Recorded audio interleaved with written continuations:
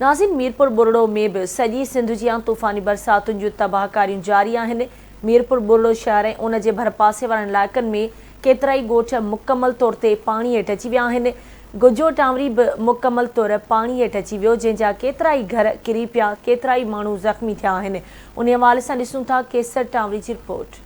सॼे सिंध जी मीरपुर बुरड़ो शहर में भी रिकॉर्ड तोड़ बरसातन जूं तबाहकारियूं जारी। मीरपुर बुरड़ो शहर ऐं उन जे आस पास वारा मुख़्तलिफ़ केतिराई ॻोठ मुकम्मल तौर पाणी हेठि अची विया। अहिड़े ई मुतासिर ॻोठ मीरपुर बुरड़ो भरिसां ॻोठ गुजो टांवरी में हिन वक़्तु असां मौजूद आहियूं, जेको मुकम्मल तौर पाणी हेठि अची वियो आहे, जंहिंजा केतिराई घर किरी तबाह थी विया। चौपायो माल भी मरी वियो। केतिराई माण्हू घर किरण सबबि सख़्तु ज़ख़्मी थी पिया आहिनि, जंहिंखे घरनि खां ॿाहिरि निकिरण लाइ रस्तो भी कोन आहे। वधीक हिन ॻोठाणनि सां ॻाल्हाईंदासीं त इन्हनि जो छा चवणु आहे। तक़रीबन 10 ॾींहं थी विया आहिनि असांजे ॻोठ में तमामु ज़्यादा बरसाति, ऐं उन खां पोइ हितां सामने असांजे ॻोठ जो हिकु वॾो घारो लॻो आहे, जेको तक़रीबन 30-40 फुट थी वियो आहे।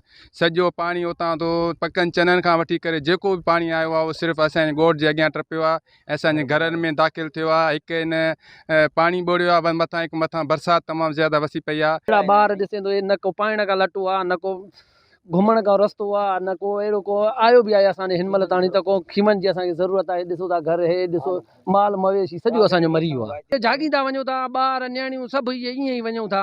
हाणे कुराड़ियूं 2-3 त कुलनि ते ॿुॾिया ने 8-10 ॾींहं रस्तो न आहे अचण वञण जो। ॿार नंढा जाॻींदा वञनि था, जे त सॼे ॻोठ जी जॻहियूं काफ़ी किरी पियूं आहिनि।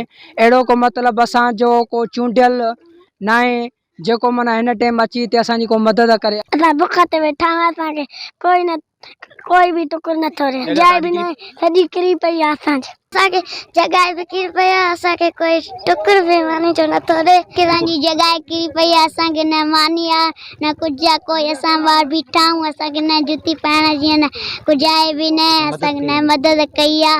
असांजी मम्मियूं बि मरी वियूं आहिनि।